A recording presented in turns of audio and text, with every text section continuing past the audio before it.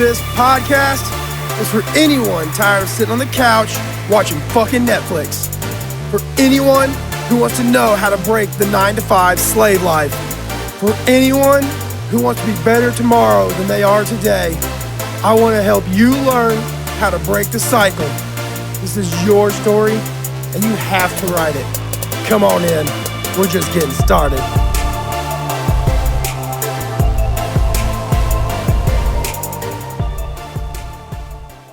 Hey everybody, what's going on? Welcome back to the Getting Started podcast. As always, I'm your host, Sean Bustard. I'm sitting here with Teo Luz of the Light Tribe. Teo, what's going on, brother? How are you today? Today is a fantastic day. I woke up breathing and alive, so that's like the number one key to starting any day. Definitely, man. You know, there's some people who don't get to have that luxury. That's true. It's a blessing to be here. Thank you for having me. Man, it's great to have you here. Obviously, we were introduced by my buddy Trey. I love him to death, and anybody that he kind of recommends to me to get on the show, I definitely want to talk to and speak with. After, you know, doing a little bit of talking with you over Messenger and things like that for the last couple weeks or so, man, I really wanted to get you on here. You seem like a really cool soul. So let's just kind of dive right into it, man. First and foremost, man, let's let everybody know kind of what it is you do and where it is you're coming from. Perfect. So essentially, I am a yoga teacher. I'm also a yoga teacher trainer, so I train other people to become certified as yoga teachers. And I also have a big passion for plant medicine and alternative healing practices. And I have my degree in cultural anthropology, and I hope to further my education one day. So basically, what I do is I've cultivated a lot of skills, knowledge, and expertise so that I can serve people in their spiritual practice and their healing process and their growing process so that they can become the best version of themselves possible. And I do that through a lot of different mediums. Very cool, man. Very cool. I know just here lately you started your Light Tribe show on Facebook. Is that the only medium that shows on, or do you have it spread across YouTube or anything like that? We haven't published any of the episodes to YouTube yet. We probably will. But yes, in my online community, it's a free community page. It's called The Light Tribe. And every Tuesday and Thursday at 7:30 p.m. Central Standard Time, we have different speakers and different guests come on who share their knowledge, their skills, whatever course they have or method or technique they have to help people grow and become, shine their light. Essentially, is the whole concept, is to give people the tools and resources that they can use today to create change and transformation. Very cool, man. Very cool. All right, man. So let's dive into this, man. Let's take things back to the beginning, man. Like, how were you kind of growing up? Like, was your child? Did you kind of come from like that wrong side of the tracks, or did you kind of come from sort of that like middle class suburban style living area? Like, what was it that kind of got you from where you are to where you are now? Like, how did that all come about? It's kind of a funny story because I believe my family was on the right side of the tracks, and it was me who decided I wanted to be on the wrong side of the tracks. So my parents got divorced for me, it was an early age, but they definitely lived in nice neighborhoods, and there was always food on the table, electricity bills always paid, and had a great family life. There was never any big conflicts or never anything wrong. I had great parents and a great community to grow up in, but I was always more on the rebellious side, and I like to stir things up and get my nose into places that probably shouldn't be. So I definitely put a lot of gray hairs on my mom's head, we'll say that much. But both my parents have their MBAs, and they're both business professionals. My mom has always worked in the university environment as directors of different departments at universities, and my father just retired recently, but he was always in sales at Tyson Foods and was pretty high up in the food chain. So I've always been surrounded by business-minded people, and always, having the concepts of business and entrepreneurship in my focus. Okay, cool. So that always just kind of seemed to revolve around you, and obviously it embedded some deeper subconscious thinking towards business. I'm sure even if you weren't realizing it at the time. So kind of coming up, like what, your parents had what sounds to be like very good jobs, had you kind of set on a very good track. Um, you mentioned being, kind of the rebellious type. So like once you got into like school and stuff, man, how did that kind of play into things? Like, were you one of those that went out and got your first job at 16 and were like, yeah, I'm going to be here. You're on time every day. You work yourself up the way to, management or whatever it was, or. All right, that's a funny one. So my dad definitely believes in building character and physical labor and things like that. So growing up as kids, we always, worked physically and things like that. But I got my first job at the age of just turning 15. My dad tried to get me a job when I was 14, but labor laws, say you can't work till you're 16. But to get around that, he played golf at this country club, and since it's a private organization, they can get around those labor laws. And they said they wanted to wait till I was 15 to give me a job. And so I had my first job at age 15. And since I couldn't drive, my parents would pick me up from school, drop me off at my job, and then pick me up from work whenever I was done. And that was kind of how I was able to pay for things I wanted to do. I'm sure, my parents could have given me money for the movies and things like that, but they wanted me to work for it and understand what it means to pay for the things that you want. And so that was my first job at age 15. I worked on that golf course for 3 years, I think. And had a bunch of different, high school jobs that people have, worked in like pizza places, ice cream places, whatever. But I had this really big passion for traveling the world. And working at a golf course or working at a pizza place doesn't quite pay for that. So it puts a few limitations on that. I'll be completely honest with you and our viewers. I had to do some illegal activities to be able to afford that lifestyle. And so I started my very first business at the age of 17, which today I think we would call that running a dispensary. I see. Hey, we all start somewhere. We all got to get that little spark from something, And I definitely do not in any way, shape, or form recommend this to anyone out there listening, because long story short, it did land me in prison for 4 months. But I treated it very much like a business. I had clients and I knew when they would be placing orders, and I kept track of all the financial details, all the money coming in, all the money going out, suppliers. And I treated it, like an actual business, and I was very good at it. So good at it that the government wanted me behind bars, and they got what they wanted. I see. So you were basically Breaking Bad before Breaking Bad was Breaking Bad. I got you. Oh yeah, me and my homies, we got into some big trouble. But essentially, so what happened after high school, which I also technically, I have a total Gary Vee story. Like Gary Vee would be like 100% behind me, because I never even graduated from high school. I didn't go to a lot of high school. I was the kid out in the parking lot smoking weed all day, selling weed all day. They kind of go hand in hand. Essentially, after high school, I didn't want to go straight to college. I wanted to keep traveling the world. So I kept, running this business, and that allowed me to travel the world. And I took 3 years off from high school before I went back to actual college. And it was probably the best decision I made, because out of high school, what I wanted to go to college for was not at all what I actually ended up going to school for.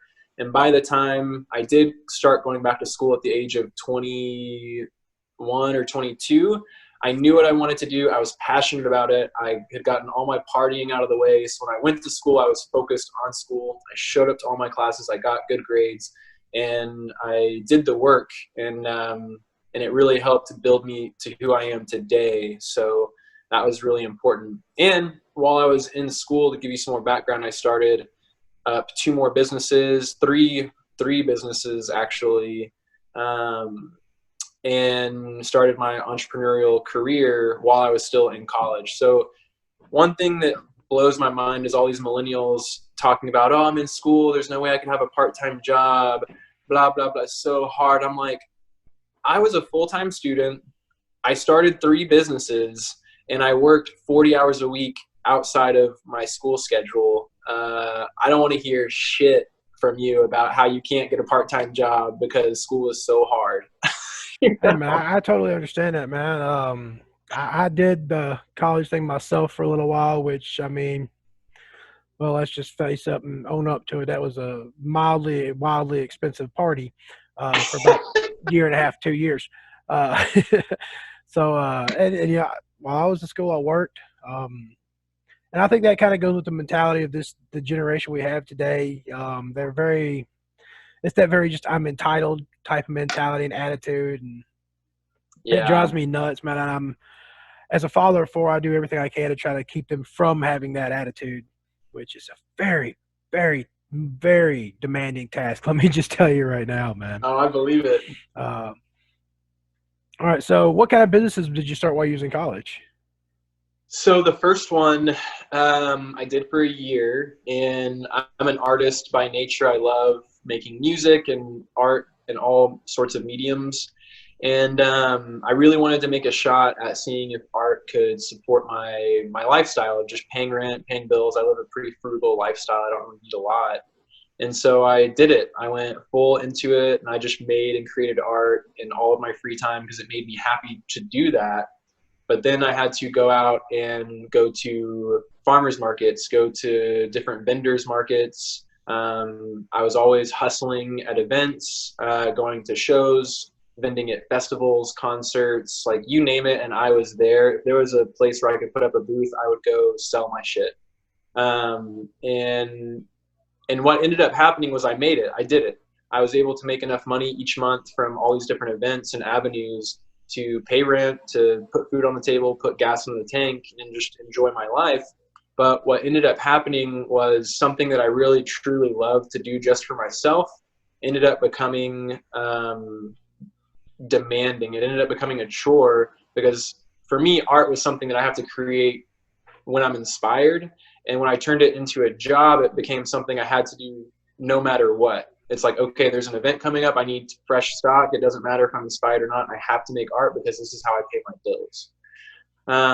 So I did that and I made it work. But at the end of doing it for a year, I thought to myself, you know what? I love art and it's turning into something I hate because it's forcing me to turn it into something that's about money and not about passion anymore. So I put that to rest, and I still make art on my free time when I feel inspired, but I don't rely on it to make me money. And I do custom orders for people that sometimes, I'll get like a $300 custom order, and that's great, but I'm not counting on that each month to make money. And so after that, and oh man, I've been let go from many jobs because I don't do well with authority. I never, ever, ever, ever have. And I think that's what makes a good entrepreneur is someone who has ideas all the time, because I'd be working in a job and they'd say, we want you to do it this way. And I'd say, well, it's faster if I do it this way, or it's better, more efficient if we do it like this. Like, can we just change this? And they'd be like, no, we want you to do it this way. And that would drive me absolutely crazy. I would be like, so you literally want me to work harder and waste time because you want me to do it your way? Like, what? So I didn't Man, do I can too feel well. that, man. I've been in that same situation many times. Yeah. So early on when I was 22, 23, I decided I cannot work for people. It's just not going to happen. I have to work for myself. Even if that means struggling, I got to do what's right for me. And so I set out to start another business, which was called Cultured Kombucha. And I partnered with a friend who is passionate about fermented drinks. And so we made kombucha together. And we sold at farmers markets. We got our kombucha in local coffee shops and in bars around St. Marcus and Austin. And eventually we got a commercial kitchen, and we were full scale. We were making upwards of 150 to 300 gallons of kombucha a week. Oh, wow. Yeah, like just two people on the weekends. And that was another business that ended up paying for my lifestyle. It paid my bills, it paid my rent, it paid for everything I wanted. And it allowed me to travel and go vend at festivals and amazing events. And we also started hiring employees. Like, that was the first time I ever hired someone to work for me, was at the age of 23. And I hired 3 employees to create the product, to market it and sell it. And essentially my friend and I just ran the operation, and it actually made enough money to where we were able to invest profits back into the business to grow the business and expand. Very cool. Very cool. And then that was the, third business, if we include the selling drugs. And then and then after that, I started a yoga studio and did that for a couple years. And now I'm moving. My goal for 2020 is to move all of my revenue streams online and be completely mobile and completely digital. All right, cool, man. So how did you get into yoga, man? Was that something you picked up while traveling and during your break between high school and college, or just how did that come about? So something that a lot of people don't know about me is that I've struggled with severe depression since I was like a little kid, 5, 6 years old. And it just kept, and that's probably, honestly, one thing that got me into smoking a lot of weed in high school and not going to class and just being a rebel and not a good kid.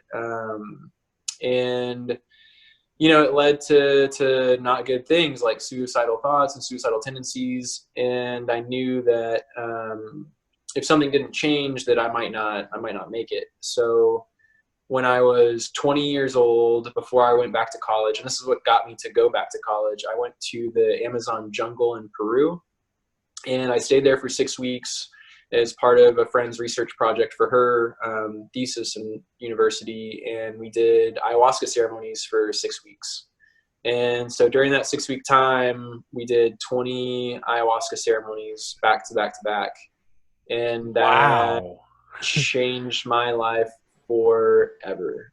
And that put me on this whole mission of, it healed me in a really major way. And that inspired me to, whatever I did moving forward, it had to be focused on serving other people. It had to be focused on helping people that were just like me, who are suffering from mental illness. It had to be something that was greater than myself and not focused in any way, shape, or form on money. And the real reason I got into yoga was I was sitting at the healing center one day, and I heard one of the owners come up and talk to a guy who was teaching yoga classes just for fun, because he was there too just for his own healing. And the owner said, "Hey, I want to offer you a job here. If you teach yoga every day, you can stay here for free as long as you want. We'll give you all the ceremonies, that we do and XYZ." And I heard that conversation in the back of my head. I was like, so if I become a yoga teacher, I can get paid to live here and I can come back here and stay here.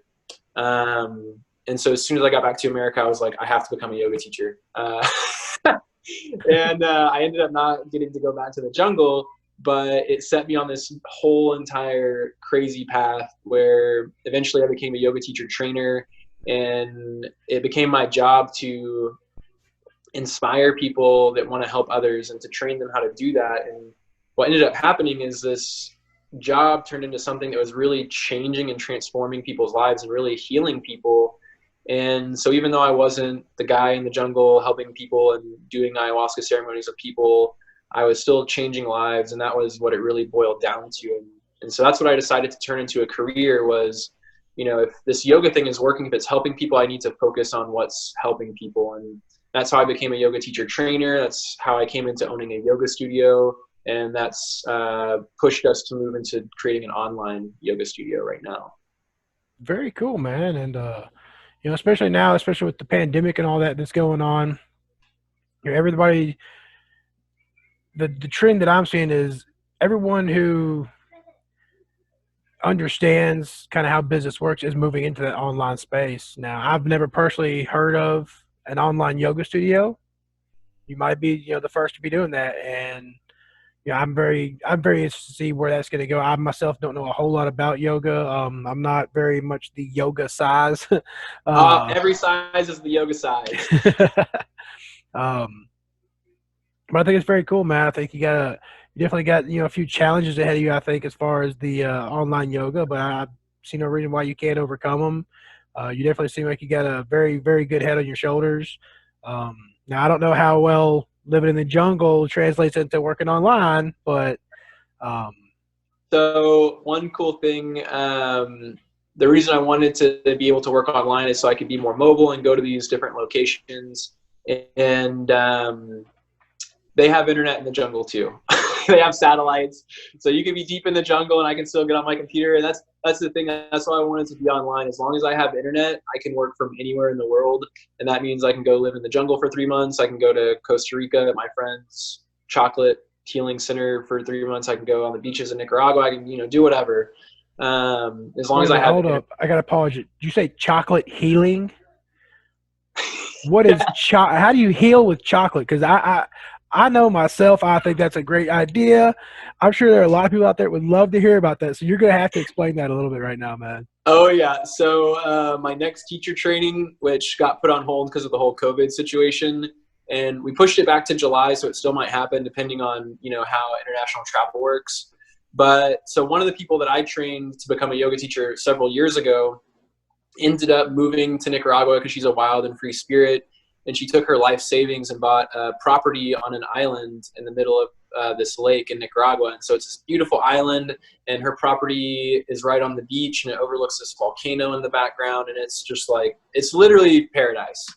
And on that island, they grow a lot of cacao beans, and they take that cacao and they turn it into chocolate, and they make all kinds of amazing, amazing things. But essentially, cacao in the circles that I run in, there's a lot of people doing cacao ceremonies right now and working with cacao because it has several different chemicals in it that are actually really healing for the body. I think theobromine is one of them. But it has similar effects to caffeine and serotonin.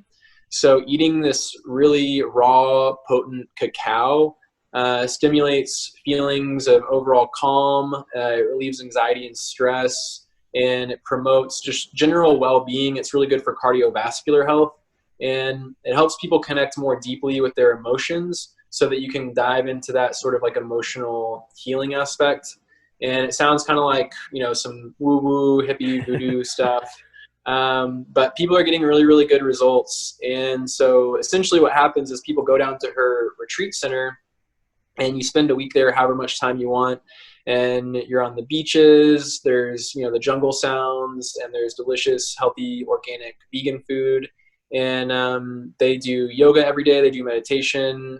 My friend Monica does laughter yoga, which is really great if you just want to have a good laugh and feel good. And you eat chocolate all day.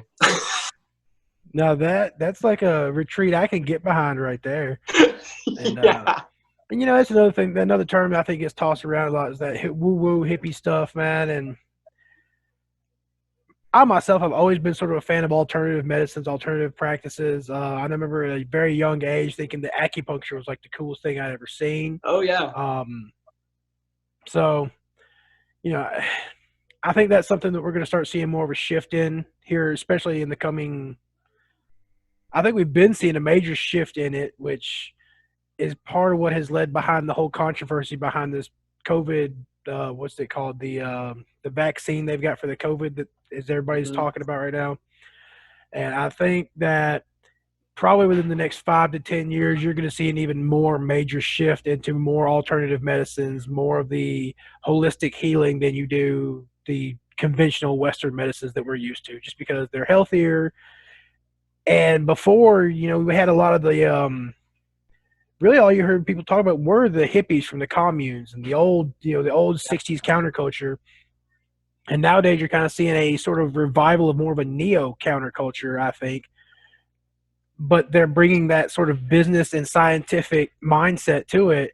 And they're not like, oh, here, just try this. It works. I promise. It's, yeah, here, try it. It works. Here's the results from these people who have done it. Here's these results. Oh, dude, here, let me grab these real quick. I always keep these with me because it's such a powerful testament to how far we've actually come in this movement. Because it is really, this is my job. This is my career, is all this hippie stuff. And every time I see these at the checkout line at the grocery store, I always pick it up. This is National Geographic Everyday Mindfulness. It's a whole entire National Geographic on focus, calm, and joy, deepening life's purpose, bringing peace and happiness to every day. And it's all science-based. Mayo Clinic, live your healthiest, best life. And this is all about alternative health practices to improve your health and your well-being. Time did a whole entire issue on mindfulness, this new science of health and happiness. Tune into your body, the power of slow eating, 5-minute meditations. And this whole thing is just talking about all this hippie stuff that before people would have discredited. Time did another issue, the science of happiness. And this is new discoveries for a more joyful life, relationships, exercise, inner life, diet, meditation. And each of these covers, the science of exercise, popular science, our future body, time, the 100 most healing foods, time, again, new mindfulness. And these are just the ones that I, bought, and there's more that I haven't paid for, but essentially they're all saying the exact same thing. They're all talking about yoga. They're all talking about how important exercise is, how important meditation and mindfulness is, how important diet is, and they just keep going over the same exact things, how important it is to breathe the right way. And this is stuff, like you said, that, yogis and mystics and people all over the world, shamans, have known about for millennia, for centuries, but it's, only since the 60s and 70s that it was brought to mainstream American culture, but it's only in the past 10 years that we've put the science behind it to back it up. And like you said, now we can actually prove, no, this really does work. And it came back around kind of in the Silicon Valley area. It came back around with young entrepreneurial types who are doing all these weird things to boost their skills, to boost their productivity, to boost their, to give them an edge in the business world. And all of it comes back to fitness, diet, breathing, meditation, and yoga. And that's it. Cool, man. Yeah. Like I said, I think, here in the next 5 to 10 years, you're going to see a major shift towards all this hippie woo-woo stuff, man. And I think it's really cool myself. I really do. I don't speak for everybody out there, obviously. Especially I live in the southeastern United States where, boy, it's, it's meat, taters, and bacon. That's how it is. And, I think we'll probably be the last ones to really catch on to it, especially the old school class. But have you talked to Trey about the neuro-linguistic programming? Yes, I have talked to Trey about that. I've actually gone through. You were doing the NLP. Yes, I've actually gone through that myself. That's some major hippie shit. That's way out there, but it's all reframed in a scientific mindset. It is. So that people can look at it and just see it for what it is, something that works. It is, and it is something that works, and especially the techniques that I've learned so far, because I did a 3-day masterclass crash course type deal, and I've still got a couple more trainings to go through later on down the road, and my son is back here bouncing all over me. It's hilarious. And yeah, man, just the techniques that I've learned from that first little bit, and the techniques that were used on me and that I've used on other people, are absolutely just some of the most powerful things I've ever seen. The way that the mind works and the subconscious mind works, and the effect that it has on not just the way you think, but the physical aspects of your body as well. There are people that have gone through NLP who have been able to reverse type 2 diabetes. Yep. And things like that. Check this out. Oh, shit. This is another super, super crucial one. If you like NLP, this is the master of NLP. Becoming Supernatural by Dr. Joe Dispenza. This book is a must for anyone who wants to upgrade their life, anyone who wants to enhance all aspects of life performance-wise, anyone who wants to transcend normal human beingness and literally become supernatural. The stuff that he teaches people, and he gets a little bit more into the hippie side of the NLP. It really, to someone who's never heard of this stuff, it might seem like you have superpowers. Yeah, it's exactly what it is, man. I know when I first heard about it, well, I had two different experiences with first hearing about it. The first time I heard about it, because a lot of people don't know this, but Tony Robbins is trained in NLP. Yeah. The first experience I had with Tony Robbins was I was early teens, maybe pre-teens, up real late on Saturday night watching Saturday Night Live, and then the news would come on after that, and then Tony Robbins infomercials would come on after that. And I'm just like, who's this guy with big teeth? Why does he think he's trying to do this? It don't make no sense. So I was very kind of like against it the way it was being promoted at that time, but also I wasn't ready for it either. Right. And then as I've gotten on along this journey, and then when I first started this whole entrepreneurial journey myself, I was like, yeah, I'm going to be a digital marketer. That's where I'm going to go, because I'm thinking, well, I was just looking at the dollar signs. Is what I was doing when I first started. And as I've, worked through myself and worked through this journey, I've kind of grown exponentially more than I thought I would. And I've fallen in love with the whole NLP side and the whole mindset side of things. So when I was reintroduced to NLP through Tiffany Toombs, who basically at this point is like the NLP queen, Right. my whole world was changed when I started seeing like what she was able, the results that she was pulling. I was just like, wait a minute. That's like magic. Yeah, it's exactly what it is. I was blown away. And then, of course, I just immediately started diving back into whatever I could find about it. And I even shared with you the Ho'oponopono techniques, the Hawaiian healing prayer, which if anybody out there is listening and wants to know more about that, hit me up. I will be glad to share that information with you.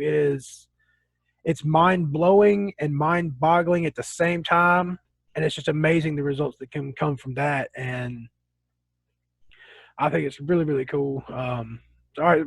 I think that's like the biggest thing for success as we come into this new digital age is people following the dollar signs. Like, you might be one of the ones who has the knowledge and expertise and you get the dollar signs, but at the end of the day, people aren't paying for what you're doing, they're paying for why you're doing it. And if you can really nail down your why and come from a really heart-centered place of wanting to serve different, whatever community is that you're in or whatever clients you have, they will see that and your value becomes exponential to them. And then the dollar signs come effortlessly. Like, making money in the digital age is a symptom of loving what you do and caring about the people that you're working with and working for. That's just going to happen if that's what you're about. Absolutely, man. And it took me a while to kind of understand that. And maybe it's just because I've still got a little bit of that old way of thinking. I still have a hard time wrapping my head around it sometimes, but the way that from what I have learned so far and the way that I can see where I've come from versus where I am now, yes, the dollar signs really are what most would get into this for. But in the end, it's just a byproduct of, if you can help somebody else win today, they will help you do the same. People don't buy from, brands and logos and things like that. People buy from people. Mm-hmm. And if you're a genuine, serving soul, people pick up on that, whether it's digital or in person. And that's what, will eventually bring you the dollar signs, because people don't want to buy from people are tired of buying from like Coca-Cola or Pepsi and things like that. They want to buy from Teo. They want to buy from Sean. They want to buy from somebody that they know, somebody that they like, and somebody that they trust. Exactly. So, all right, man, let's change direction a little bit. Let's kind of talk about a little bit more what you got going on right now. What are some kind of new ventures you got going on? And so right now I'm working with Trey Carmichael and Cody Rain. Those two are my power players, and we're really a tour de force because Trey specializes in systems and automation and building fantastic processes to make everything connect, and Cody is just like a tech wizard, and I am kind of the visionary creator of the group. And so together we're launching several really unique platforms. And the origin story of how this all started was, again, coming back to a place of wanting to serve my community. So we're launching a podcast that we already have 10 episodes recorded, I think, that's focused on mental health. And we have a free community group that's, again, focused on raising the collective consciousness through education, skill sharing, and just creating a safe place for people to connect when they're feeling high and when they're feeling low. And so we have the podcast, the free Facebook community, We're also launching a paid Facebook community that is called Light Tribe Academy. And this is going to tie into all of the courses that I offer, all of the workshops, all of the trainings that I do. We're going to create a ecosystem where all of that can be found in one place. And because it is the Light Tribe, it's not just me on this platform. I'm inviting in all of the other really powerful creators and presenters that I know. And they're also going to be able to host their content as a part of this academy, so that when people join, they can get a really dynamic environment from which to learn. They can learn techniques about neurolinguistic programming, how to reset your mindset. They can learn from people. I have people in here who are manifestation masters, people who can literally just make shit pop out of thin air.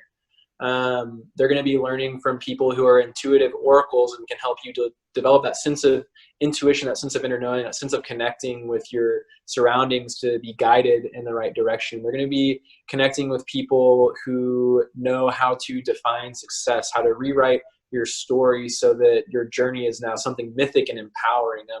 Just all kinds of mind-blowing stuff, lucid dreaming, astral projection, like you name it, and we're going to have it in the Light Tribe Academy. And awesome.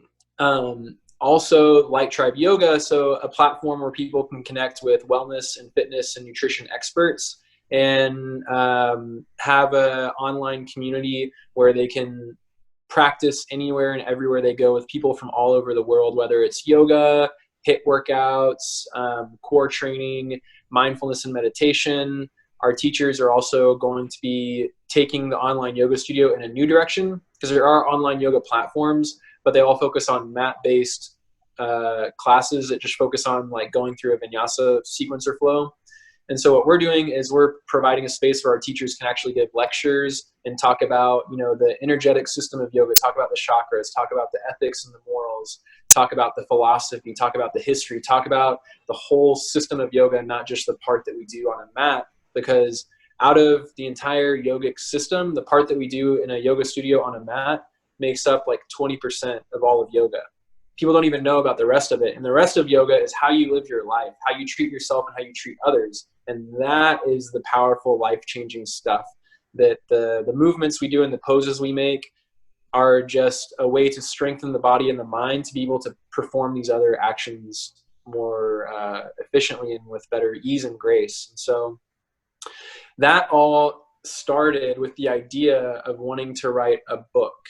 And the book that I'm working on is called Living with Depression, A Survival Guide. And it's part memoir expose on my life and how I've lived with depression, what I did to overcome it. And it's also a survival guide. Think of like a zombie apocalypse, like Zombieland style survival guide. It'll be fun. There'll be lots of different rules and strategies and tips and techniques on how to survive your own dark night of the soul. And so when I told Trey about this book, he immediately lit up. I said, I'm writing this book on mental health. I want to share my journey. I want to empower people to overcome their own obstacles and to be their own champions, to be their own heroes, and to really step from a place of darkness into the light. Because if I can do it, and I'm someone who almost took my own life, attempted to commit suicide at one point. And if I can overcome those challenges and be the person that I am today, I know that if I gave people the steps that I took, that they can do it too. And so when I told Trey about this book, he was like, dude, that's a podcast. And I was like, what are you talking about? He's like, that's a podcast. That's a YouTube series. That's an online community. That's courses. And I was like, bro, I'm just trying to write a book. I just want to help people. And he's like, yeah, but the book isn't going to help anyone until the book is written. And that could take a year. That could take 2 years to publish. And in that time, you haven't helped anyone. And so he encouraged me to start a podcast that talks about aspects of the book and interviews people who I'm going to have featured in the book, and to create an online community that shares the resources that I'm going to talk about in the book on how I, live my best life every day, on how I got to where I am today. And so with his help and with Cody's help, it went from just a book that I want to write to help people to the free online community, the Light Tribe Academy, the online yoga studio, the podcast, the YouTube series. I didn't ask for any of this. This just happened. No, that's what happens when you hook up with Trey, man. He has And it's part of why I love Trey. He has this unique ability to be like, you could tell him one thing, and in his head, before you've even finished telling him that, he's already broke it down into several other pieces. Like, he's created an empire for you, and you hadn't even thought about it. It's You're like, bro, he's some kind of like genius savant when it yeah. comes to this type of stuff. And of course, Cody, I love Cody to death. He's, he's a master at what he does, an absolute master. I've been working with him on the YouTube training and trying to hone in and tone my YouTube skills, and it's working really well. So, well, Teo, man, it's been an honor having you here. It's been a pleasure. I've got one last question for you. Man, I have to ask this of everybody that comes on the show. What is the absolute best piece of advice you can offer for those out there who are skeptical about this whole lifestyle, this whole entrepreneurial journey, but they know that their current lifestyle just isn't working anymore? Like, what could you impart on someone who's in a situation where they work all week, just 9 to 5, just making ends meet, and have no idea just how even to begin to break free of just that typical slave life that so many people get caught up in? I'm going to give the same piece of advice I've gotten from countless wise souls that I've received time and time again at different points in my journey from all over the world. And it's this: follow your heart. Because would you rather spend 40, 80 hours a week working just to make ends meet, working for someone else, working for someone else's dream, working for some dead-end job? Or would you rather spend every day fighting for your life, doing what feels right, doing what you know serves your highest purpose and your highest intentions? And what I would tell people when I say follow your heart, never, ever, ever give up, ever, ever, ever. Because you're going to be struggling at that job for 30, 40 years. And one day you're going to get let go with, before you were supposed to retire, no compensation package. You're going to get screwed. Or it may be a job that never even gets to that level where you could even have that compensation package. And you're not working for yourself. You're literally selling your time and energy. The only thing you have, you're selling your soul for a purpose that you may not even believe in, that's not taking you anywhere, that's literally feeding off of your life force to serve its own purpose, which is to put money in a bank account for someone else that you're never going to meet. So why not take that same time and energy and put it into serving your purpose? And who gives a shit if people care? Because if you care enough, there's someone else out there who cares too. And who gives a shit how much money you make? Because one day, like we talked about, the byproduct of your passion will be financial success. I don't know anyone who has followed their dreams to the point where people look at them and they go, that person is absolutely crazy. That person has lost their mind. Like, what are they doing? Those people, the crazy people, are the ones that change the world. And if you want to change your world, you have to get to that point where sometimes you're on your knees crying, looking in the mirror, asking yourself, am I just totally crazy for doing this thing? And if the answer is yes, you're probably on the right track. Because the people that don't make it are the ones that give up too soon. They're the ones that didn't take it to the edge. They're the ones that didn't push past their fears. They're the ones that didn't fight their obstacles and their demons with everything they have to do something truly incredible and unique with everything that they are. And if you are not willing to follow your heart to the edge of the earth, then you probably won't make it. I love it, man. I fucking love it. That's very powerful. Teo, man, thanks for coming on the show, man. I look forward to the book. Let everybody know real quick just where all they can find you at. Right now, the best places to connect on Facebook, facebook.com/iam.teo.luz, twitter.com/iam.teo.luz, instagram.com/iam.teo.luz, tiktok.com/@iam.teo.luz. You just type in Teo Luz on Google and you will find my Medium blog, you'll find my podcast, you'll find my Spotify, you'll find everything that's all about me. So just Google Teo Luz and you'll find me. Awesome, man. Awesome. Well, Teo, man, have a great rest of the day, man. Enjoy your Friday, man. And, man, I look forward to talking with you in the future. And everybody tune in next time and we'll see what we got going on then. Y'all have a great rest of the day. Thank you. Have a great day.